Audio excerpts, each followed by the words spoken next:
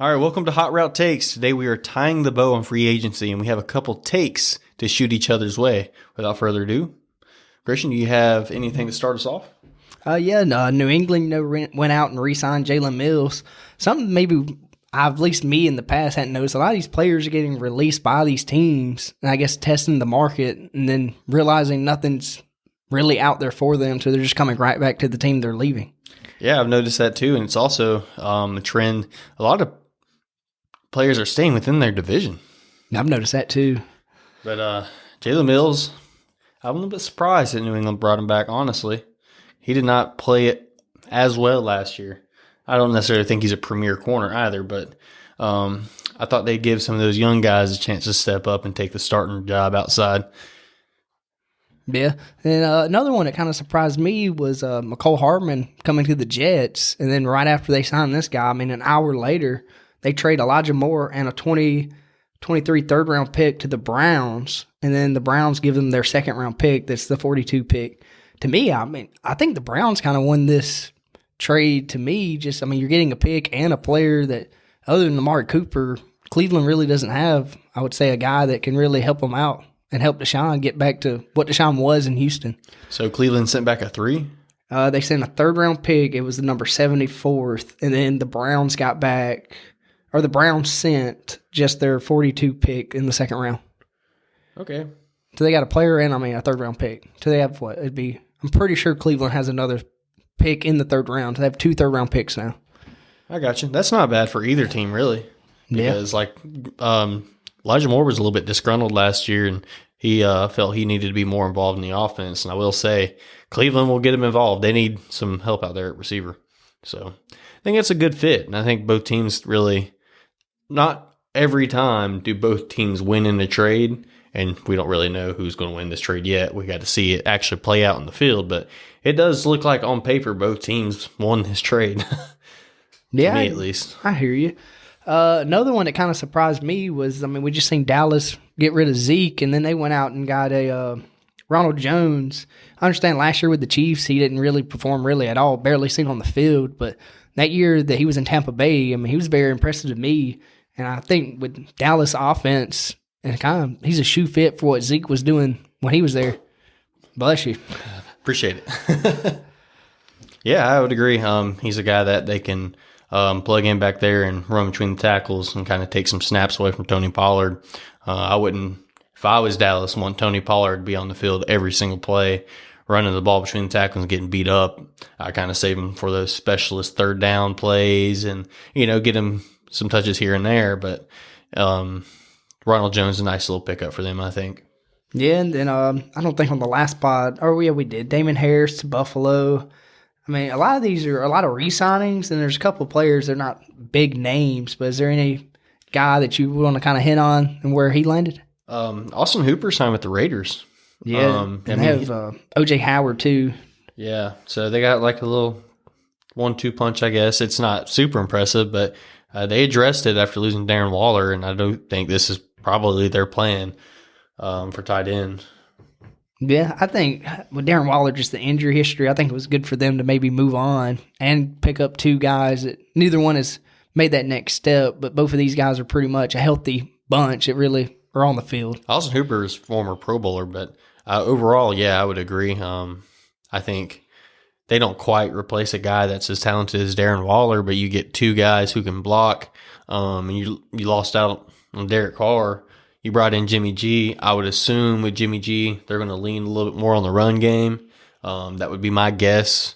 That's kind of the role Jimmy G can play is, be a facilitator, be a game manager, and make sure you don't lose the game and hit the passes that are there for you. And I think getting those 2 tight ends will help them run the ball because their offensive line's not very good. So, yeah. Then what was another thing? Nobody really got signed, but let me think.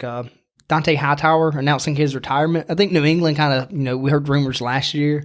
I think this is going to hurt New England. This is a veteran that's been around and knows that program probably as good as almost Bill Belichick does, how long he's been there. Yeah, staple of that team for years, man. Didn't he get drafted like early 2000s, 10s? He's been there for over a decade, I know. From the NFL. Let me see, is a 3-time Pro Bowl or 2-time Pro Bowler. He's 33? I mean, you're probably 2000s, early 2000s. Probably 2009, 2010, something like that. Really, the only other big one I see. Denzel Perryman. Yeah, to Houston. Houston's quietly Building something. I'll give them credit. It's not these names that jump out on paper, but some of these older guys, I think, to kind of get ready for this young haul they're going to bring in to kind of teach and be veterans there. Yeah, I would agree. Browns signed Anthony Walker, middle linebacker. Yeah, re-signed him. I think that was a big pickup for them to bring him back. Good run defender right there. Not bad against the pass. Not great, but not bad. Isaiah McKenzie, former of the Buffalo Bills, to the Colts. I think this doesn't, I would hope, finish them at the wide receiver position, but I think Michael Pittman and him, that's a good starting point to maybe go and add maybe a guy in the draft or go get another guy, because this offensive passing game at the Colts have not been impressive the last, 2 seasons really to me. Yeah, and they signed who? Isaiah McKenzie. Oh, yeah. Gotcha. Isaiah McKenzie and Michael Pittman. Yeah, I wouldn't say that's overly impressive, but at least they did something to give whoever steps in at quarterback some help out there, because they ain't got much. Yeah, and then Zach, I can't talk. Pascal. Yeah, went to Arizona. What's another one? Ohio State's first-round prospect at receiver Jackson Smith-Njigba. Yeah. At his pro day, ran a 4.48, 4.52 40. Dang, that's good. That's pretty good for him. Yeah, I'm excited to see where he lands. That's a good wide receiver. We said Austin Hooper. Really, I think that, Bobby McCain, former Commanders, like you were saying it in the beginning of the pod, he's going to the Giants. Same division, just blowing my mind that a lot of these guys are staying in the same division. Yeah, I would agree. There's a good bit of that going on across the league in general. I'm not quite sure what's up with that. Yeah, I guess they're familiar with the players. They know what they're getting. Yeah, that's true. Because it's a division rival. I think that's really only ones that stood out to me are big names. Like I said, if I'm missing one, you can shoot it. But I think that's really the rest of these guys. I ain't gonna say they're not good. They're just average guys in the league. Not noteworthy per se. Yeah, I got you. I don't see a whole lot else either in free agency. If you want to start shooting takes, man. Yeah, we can. Like I said, go ahead and start that out. I'm gonna go ahead and start with maybe a hot take for real. How would you feel about the NFC West, that division, if Seattle wins it next year? I would think that means that the 49ers did not get their quarterback situation figured out. Yeah, the only reason I'm leaning maybe that way now, and this might be a hot take, but just the 49ers at this point, Brock's going through the whole don't know when he's coming back. Trey Lance hadn't played, 2-3 years now. And then you have Sam Darnold after that. Trey Lance played, I think, 2 games last year. Yeah, one was a pouring storm. rain. It wasn't even a slip and slide. And then, his other game, he played, I think it was, a quarter and a half, 2 quarters. Yeah, not very long before Mr. Jimmy G came in. And then he didn't even last that long. But I think Seattle, at this point, without the draft and just how the Rams are tearing things down, I think Seattle, at least to me, is a favorite over the 49ers right now, unless Trey Lance develops. Yeah, I don't per se see that happening for Trey Lance. I think if anything, they'll probably have Trey Lance, they'll have Sam Darnold, they'll have Brock Purdy maybe at some point in the season, and they'll just have decent enough quarterback play. It's probably going to be bad, but like we've touched on before, that system allows quarterbacks to really have a lot of success and maybe not so difficult quarterback play. And they got plenty of weapons still. So I would not want to get out here and say Seattle's the favorite, but I think if things don't go particularly well for San Francisco, and we can all kind of see that playing out as well as them being really good. It kind of just really depends on what they get out of their quarterback play. But Seattle's definitely poised to take a jump next year. They were pretty good this year, and I'll be the first to admit, man, I did not see this coming. I thought they were going to be one of the worst teams in the NFL, and they really played well, surprisingly. Yeah, I have another one. We hadn't talked about Cam Newton much on the podcast at all, really. You know, he releases video, ain't 32 better than me, this whole spill again. And I'm back. I'm back. His pro day, or if you want to call it his pro day, but he threw at Auburn. And I was thinking, really hard about what team Cam Newton can go to.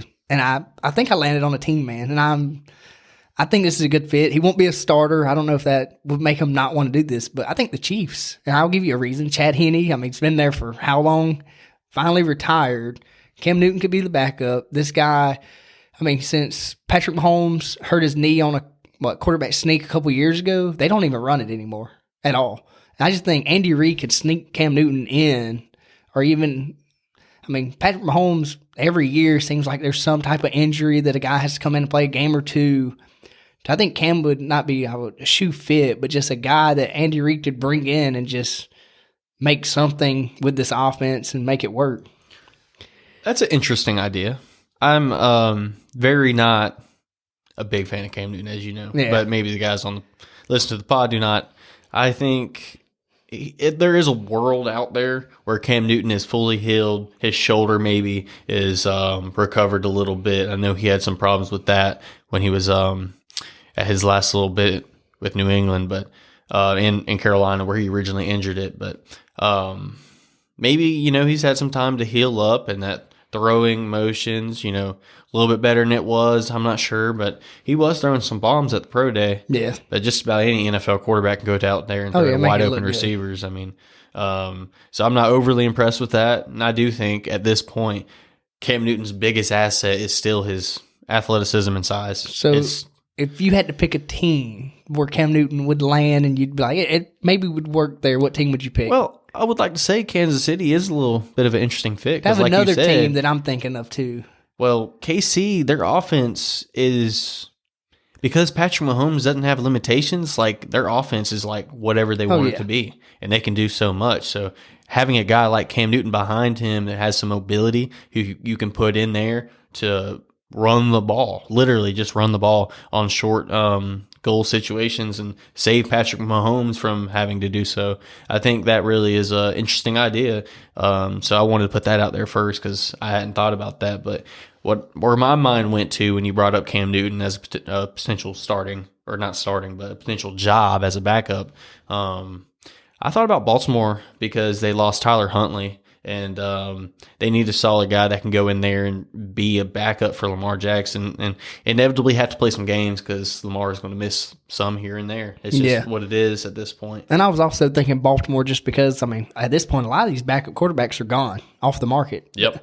And Baltimore, what if Lamar is gone? You go pick up Cam, worst case scenario, he would have to be your starter then, but at least this is a capable guy instead of you going to look at the bottom of the barrel and pull one of these guys and be like, well, we have to go with you. Yeah. Another team I thought about was Seattle. I don't know, man, with Geno. I thought about Atlanta for a while, man. Atlanta was another team. Tyler Huntley and Desmond Ridder, though. Yeah, but still. They got two. I thought about them, too, but they got two guys. I doubt they'd be bringing in a third. Yeah. Other than that, man, I looked up and down, and I just don't see nobody that I would say, like, he can go and be that guy. I thought maybe Buffalo, but no way he starts with Josh Allen. But just somebody else that can take some of those carries off of Josh Allen. But I just don't see you bringing in Cam Newton just to run a play every once in a while in Buffalo. That's no reason to even waste that money. Yeah, I do struggle seeing Cam Newton, man, in the NFL again. I don't know if he gets that contract, because the KC one was interesting to me, but Baltimore really seems like the best fit for him. And I thought about this, but he wouldn't be a great fit. But worst case scenario, Aaron gets traded, Jordan Love comes out there and just plays terrible. They won't do that. Yeah, but I'm just saying, if that's the only way to make a possibility for Cam to be a starter. I don't know if Green Bay would want a mobile guy at all. They've never been a franchise to go after someone like that. Maybe. What about the 49ers? Yeah, but Sam Darnold. I thought about Tennessee, man. What if, Brock Purdy, news comes out, he's definitely not going to be ready for the entire season? Or I think that'd be a good veteran for Trey Lance to lumber behind, too. To him and Cam, I ain't going to say their game is the same, but Trey Lance is mobile like Cam. Cam can teach him, hey, don't run here and do this. I'm going to go ahead and tell you I did it, and that's where I'm in the position I'm in now. Yeah. I can see that. Yeah, and then what did I just say? Goodness. Oh, Tennessee. If Ryan Tannehill, we've heard, been on the chop block. We seen this last year. They don't believe in Malik Willis. At least it didn't look like they did when they brought Joshua Dobbs in off the street. I think Tennessee would be an interesting fit. I mean, imagine for defenses at least, it's probably not as scary as it used to be, but imagine 2 defensive ends and Cam Newton and Derrick Henry in the backfield. Yeah. I mean, there is some intrigue there, I would say, but they're not ready. No. They're not going to be competitive. That's why, to me, the top 2 teams, like I would think, would be 49ers and Baltimore.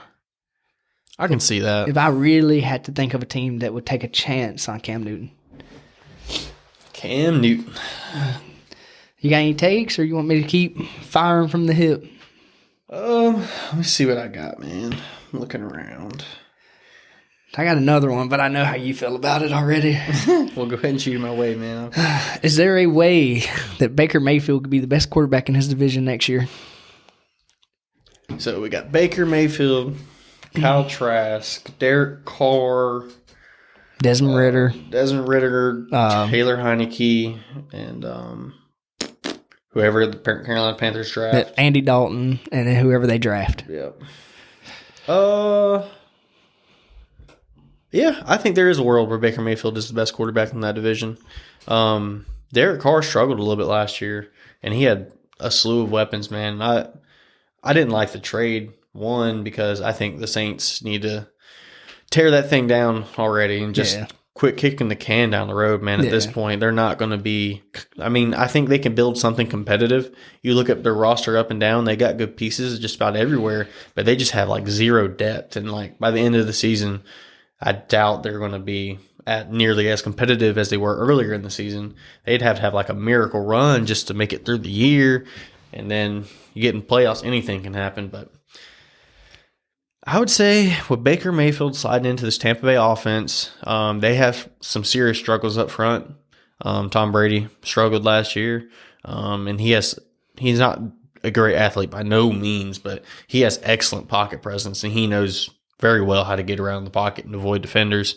And I think Baker Mayfield struggled with that a lot in Cleveland. He had a really, really good offensive line, and he needs that to be successful because he's not a guy who can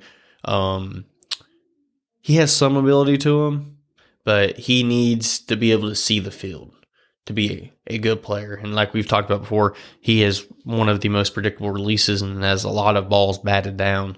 But if they can shore up the offensive line, they have the weapons, and that is the right scheme for Baker Mayfield to be successful. So in a world where they fix the offensive line, Baker Mayfield kind of just steps in there and is able to hand the ball off, play action, throw the ball down the field. I think, yes, Baker Mayfield could have a resurgence season. Would I bet on it? Would I count on it? No. I'm just curious on what you think. I think Baker has a good chance, man. I do. This division, I agree with one part that you said. The Saints should have tore this down. I mean, this division at this point, none of them are competitive enough to go win a Super Bowl, and to me at least. Well, you know what they're all thinking. They're all like, well, none of the other teams in the division are good. I'm trying to win this thing and get a playoff game. Man, but me as a GM, I'd want the Super Bowl in my head. I don't want to win divisions. I understand that helps me keep my spot, but I want to chase that Lombardi more than a division win. I 100% agree, especially when it looks like, well, Carolina looks like they're rebuilding. Yeah. Atlanta looks like they are building. They've already kind of reset. So if you were to reset now, you'd be 1 year behind Atlanta, and you'd be basically on par with Carolina. Yeah, I agree with that. So, you'd be all building up, and you'd have, this potentially monster conference or division in a couple of years, kind of how the AFC East and AFC West are right now.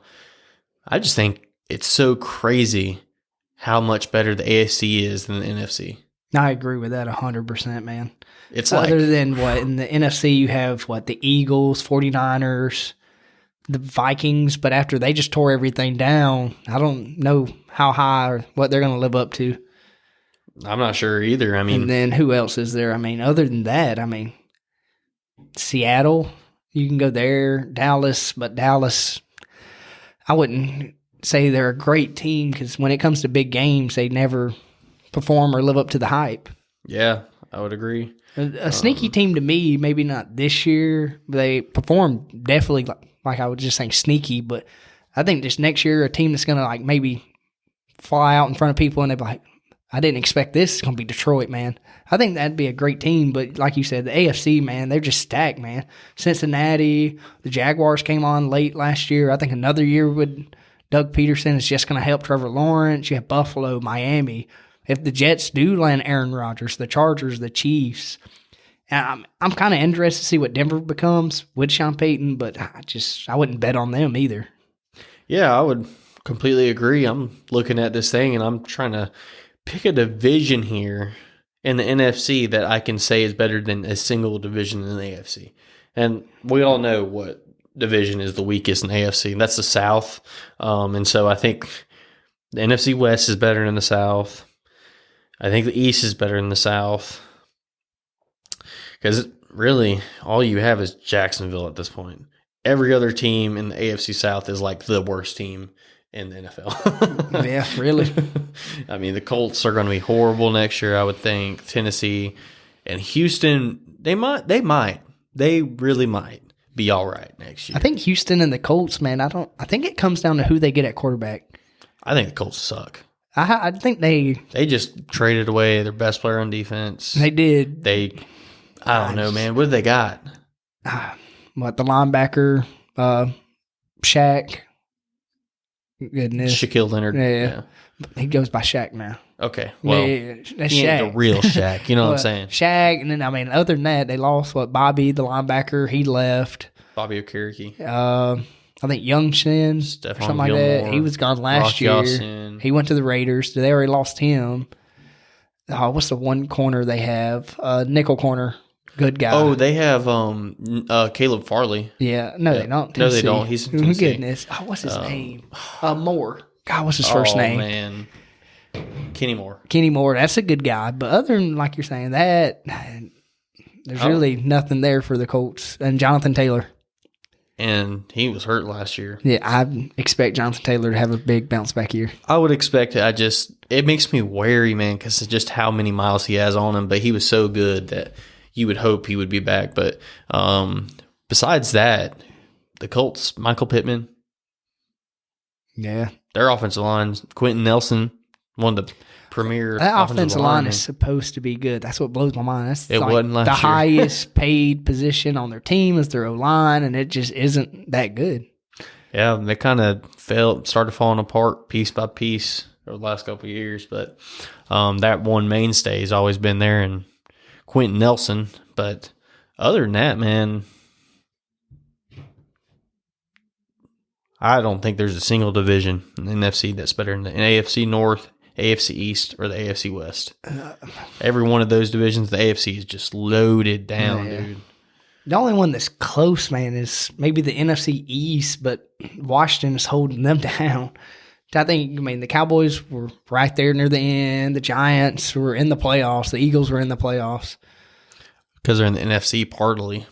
Yeah, Because I don't necessarily think the Commanders, the Giants, or the Cowboys are that good. Yeah, but I mean, the Giants, who did they play in? Kind of not in Bears, but kind of surprised a lot of people. They beat the Vikings. Yeah, they did. Well, the Vikings were frauds too. They won a lot of games that they shouldn't have. I mean, one game that always stick out to me, man, is when it was against Buffalo. And then Jefferson made that one catch somehow, some way, and then leads them into overtime, and they win that game. They should not have won that game. What else happened? Oh, there was like a stuff, fumble. A fumble happened right near the goal line. The guy went to do a quarterback sneak. They picked it up. Yep. There was a bunch of and a lot of their games came down to like one or two plays like that. And it was crazy because their defense was so dang bad. Terrible. It was like they were having shootouts every other That's week. why I give their GM a lot of credit, man. He's really cut ties with a lot of pieces this year or this offseason, and it just kind of showed like he sees that it was, he won't come out and say it, but a fluky year, and he wants to build it up and get younger is what we're seeing. Yeah, I 100% agree. I think Minnesota was honest with themselves. I agree with that 100%. I think when I look at that and I look at what the Giants did, I kind of like, maybe the Giants should have been honest with themselves. Daniel Jones, how do you feel about that? We hadn't talked about that on the pod. Maybe we have. I just forgot. But do you like that, one, contract for Daniel Jones? And two, do you even, what is your ceiling for Daniel Jones? Like, okay, for example, next year, if he plays the same way he did this year, are you happy with that? Or are you disappointed? I would be happy with that. Daniel Jones played well this year, and I think he did enough to warrant a contract. That's a lot of money, man, for Daniel Jones. He's Even paid more than Geno. Granted, Geno's an older player. This is kind of his first year too. But to me, if I'm picking out of those two guys, I like Geno more. I understand he's older, but I like Geno more too. And man, it's tough because a lot of teams that draft a guy and they commit to this guy as their franchise guy, they have done this. Josh Allen got paid and he had that one big season, and a lot of people question that. I think Josh Allen's a lot better. I think Buffalo really jumped on it, man, because they seen kind of what happened to the Giants. They declined that 5th year. He actually played good, and then you're in, well, dang, we have to pay him now. And Buffalo kind of jumped on top, and they were like, we believe in this guy. We drafted him. We're going to go ahead and sign this guy. Yeah. Yeah. So the Giants are kind of taking a similar path to what the Buffalo Bills did a couple of years ago, and I respect that. I think that means they just believe in their guy, and I think that does kind of empower Daniel Jones a little bit. It makes him think, well, they believe in me. I'm here for long term. I can just really focus on perfecting my craft, and maybe that is what they're thinking. I don't like it. I think they should have franchise tagged him and let Barkley walk. I agree with that. Definitely how the running back market was, man. Yeah, I think brought him back, man. The highest or best contract I seen was maybe Miles Sanders. He's got I think it's like a 4-year, pretty good deal. I can't remember the money. Carolina, yeah. I think that was like the best deal out of a lot of the running backs. Yeah, I don't think many of them got paid. I don't know what Montgomery got from I think it was Detroit. 18 mil, 3 years. Or no, his was 16. His was 18. Jamal Williams got the 16 from the Saints. I got you. Yeah. You got any take you want to shoot? I got one in my head, but I'm kind of interested to see what you kind of got over there. I was going to just bring up a team and just see what you thought. What do you think about Jacksonville next year, man? The only thing that they have Ridley. I keep forgetting that. I'm expecting them to get a big signing, but in reality, that's kind of their big signing. Calvin Ridley. I'm excited. Christian Kirk. Who else do they have? They got the running back from Cleveland. Dearness Johnson. I think that Travis was a sneaky Etienne. signing, man. Yeah, I do too. I think he's pretty good. I don't think he's great, but I think just Travis Etienne, a good guy that I ain't gonna say the same exact guy, but he can play similar skill the set. same role that Travis Etienne, what they push for him. Didn't they give the bag to a tackle, like a ridiculous bag to Jawan James? No, he left. He went to Kansas City, paid him the bag. Oh, dude. And they let Orlando Brown walk and then paid him that bag. Jawan James is... They should have got him. I mean, they drafted him a couple years ago, I think 2nd round. Yeah, that's right. Maybe. What else? I was going to bring something else to you. Oh, a team that I'll keep going on Jacksonville for a second. The only thing that kind of scares me about Jacksonville is their defense is young. I'm ready to see how this defense looks next year. It could either be real good or not so good. Yeah. But their offense, I'm 100% on board with the offense. It's impressive to me. I hate to bring this up, but we've seen in the Chargers game, it hurts to bring this up, but they were down all those points, and when Trevor Lawrence needed to turn it on and get this offense going, they were going down the field kind of at will, and I think you add in Calvin Ridley. I mean, this offense can be, I think, easily a top 10 offense. I'm just excited to see how far into the top 10 they'll go.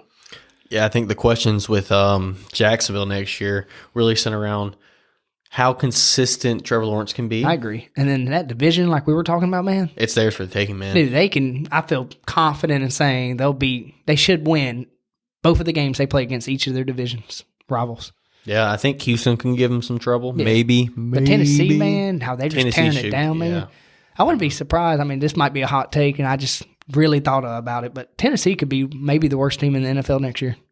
At least a bottom 30, 31, 32 record-wise, team-wise. I think it's them or Arizona. Because Arizona's going to be horrible. Yeah, Arizona. I think them two are on a battle for that first round or first overall pick. Another team, man, that kind of scares me, man, and I think he will get it right, man, but the Denver Broncos still, man. I'm happy to know Russell Wilson will no longer have his office on the second floor. Sean Payton shut that down real quick, but their defense is there, man. It really is. I'm just ready to see Sean Payton and what he does with Russell Wilson. Yeah. I hope he Dude. kind of straightens that out. But, man, it was just so rough last year to watch that Man. offense. Like, they averaged, 17 points per game, and their defense was, allowing 17 points per game. It was just ridiculous. losing their defense games. was so good. I think a lot of their games, bro, they lost by single digits. And they just couldn't score. They could not do it. And they have the weapons, man, on offense. It blows my mind when people try to say they don't. Judy hadn't, I understand, performed to what people think he is, but I don't know He's talented for sure. if you blame that on him or do you blame it on Russell Wilson and just what Denver's been doing there. I blame it on the Broncos. I think Judy, if he was playing in somewhere like New England, No, yeah, New England. I mean, imagine him Somewhere- playing with a capable quarterback. yeah, that's why I said New England. They wasn't the best place out there, but even they could use a guy like Judy, and I think he would be good there. But yeah, man, I don't think know about Denver, the Broncos. man, that division's tough, man. And the Raiders, I don't know. Both of those teams, man, I don't. The Raiders are not going to be good. Do you just think it's going to be bad, man? Real bad? The Or are you Raiders? thinking they're going to be like a middle of the pack team? I think Are they'll you- be like a 6 and To what they did this 11 year, team, pretty yeah. much. I Same think it's deal. kind of a reset year. Yeah. If I had to guess, that's what it looks like to me. But Denver, man, it's could crazy either go because real good or real bad, and That's how I see it. that's really how I see it, and I believe, and it it is on Sean Payton now that they went out and traded technically for him. I'll say this: the Chargers need to be ready for that game, those division games, because what can they not do? Yeah, And what are the Broncos going to probably do this we year? can't stop the run, man. They're going to probably run the rock. Now Yeah. that's what Sean Payton did a lot Yeah. in New Orleans, and they got the pieces to run the ball.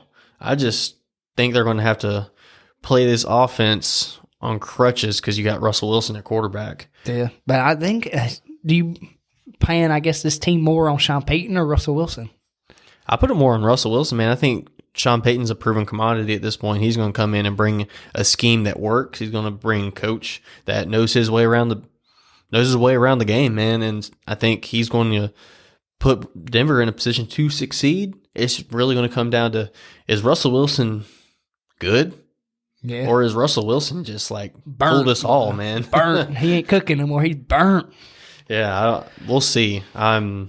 That's one of the most intriguing teams in the NFL, though. No, there are. That to me, that's just one team you look at and you kind of go, I don't know what they will and won't do. be. Yeah, I have Every no other team, idea. you kind of look at and be like, well, if this happens, they're not going to be good. If this happens, they're not going to be good. What's They another will be team good. like that out there for you? I think a team definitely like that. If Cleveland's one, if Cleveland, Deshaun Watson doesn't yes. play to what he was in Houston, it's not going to go good unless Nick Chubb can just backpack that team. Yep. Another team is Baltimore, of course. They don't get Lamar. That team's going to be terrible without Lamar because they built it for Lamar. It's very And catered then to I him. think Washington's another team with their whole quarterback situation with Jacoby Brissett getting signed there now. And if Sam Howell doesn't pan out like they think, that's just another team I think. If they don't have it going early, then that's really what they're going to be unless they can somehow turn it around. But another team, I think the Raiders are kind of like you said, and New England. New England. Green Bay, honestly, is kind of like Denver now thinking about it. Very much like, Either is Aaron Rodgers there or not? Yeah, and it's Jordan Love I mean, he just hadn't played football for 4 years, technically. Let me ask you this. I got to take for you, man. What you got? Right now, if you are a GM of a franchise Yep. and these two quarterbacks were available, No. are you going to go with Trey Lance or Jordan Love? That's how they sit right now. How they sit right now, based on what you know. You already know my take on this, so I'm just more interested in yours. It's a hard decision, man. It really is, but I'm going to go Trey Lance just because I think his potential is better than Jordan Love's. The only thing that scares me away from Trey Lance is the injuries. But I think as just a player, a figure, I mean, this dude's a unit on the field. I think that's just a good guy to have. Yeah, okay. I think Trey Lance, just because as a GM, both of them at this point scare me just because they hadn't played in a while. Mm-hmm. Both of them. Yeah, Jordan Love had some time last year. Yeah. I thought he looked pretty good. Yeah, it wasn't bad, but still, we hadn't really seen Trey Lance in the NFL at all. And that kind of does scare me from Trey Lance, but just what the league is at this point and with that style of quarterback, I'd want him as a GM because I could do more with him. I understand that. I'm very much on the Jordan Love side of things. I think quarterbacks with special arm talent catch my eye. Yeah. And I think he's one of those guys who can be a Aaron Rodgers type of player. He has that kind of arm. He can throw off a platform, and that's really what allowed him to be a first-round pick because his production was not there. And he was raw coming out of Utah State. Yeah. And, he's not a very polished player. Maybe he is now. Yeah, I think even if Aaron wasn't helping him, but from kind of what I've heard and seen on the Pat McAfee show and stuff, Aaron was there to kind of help Jordan Love and was open to him, taught him some things. I think he's a lot, maybe still raw in some spots, but I think Aaron has set this guy down and taught him a lot about the NFL. Probably so, and you never really know till you get out there. But agree. I would hope Aaron Rodgers would. Brett Favre, he came in behind him, and I would hope Brett Favre didn't, just shoo him off like, no, man, go away. Yeah, but, I would hope not. I like Jordan Love, and I think he potentially could have a breakout year this year. Yeah. This is me getting off subject, but I'm just curious. When Jordan Love got drafted, what other quarterbacks were going off the board that year? Joe Burrow. Yeah. Tua Tagovailoa. Yeah, Justin Herbert. Yep. And he went, second round? He went in the first. Oh, yeah, first round. It was their 20-something pick. It was like 27, 28, something like that. Sad, man. Blew everyone's mind. No one saw that coming. Should have got a wide receiver. Pittsburgh's another team that kind of, what's your take on them? I'm curious. I don't know how you really feel about Kenny Pickett. I do think Kenny Pickett had some moments last year where he looked at least serviceable. I think he had some moments where he looked pretty good. I think Najee Harris is a good piece. I don't care what people say. Yeah, he just hasn't lived up to the hype that he got kind of thrown at him when he came into the league. Well, here's the thing is Pittsburgh didn't set him up for success. No. They did. That offensive line is horrible, man. And then when Big Ben was there throwing the ball 50 times a game with Big Ben's arm shot. Yeah, and that was a little Pop-Tart offense. Like, they were throwing the ball within 10 yards because Big Ben, 1, couldn't move. 2, had hardly any arm strength left. And that means they load the box. And Najee Harris, if there is a knock on him, he lacks some explosiveness. He's not the fastest guy, but this is a guy who can run between the tackles. He's solid. He's going to pick you up 4 or 5 yards, and he can catch out the backfield. That's what makes him kind of a unique player is he can catch out the backfield as a big back and can run good routes. And I think if you dropped him somewhere like Cleveland, dude, this dude would be freaky. Like, he'd be really good, but not in Pittsburgh. And I do think Pittsburgh has some good defensive pieces. Pittsburgh, I do think they're a little bit behind a lot of the other teams in the AFC, though. I think they got a little while there, man. I think the defensive side, bro, it's there. Cameron Hayward, T.J. Watt, man. You got T.J. Watt there. You have the guy from Miami they traded for a couple years ago, Minkah Fitzpatrick, safety.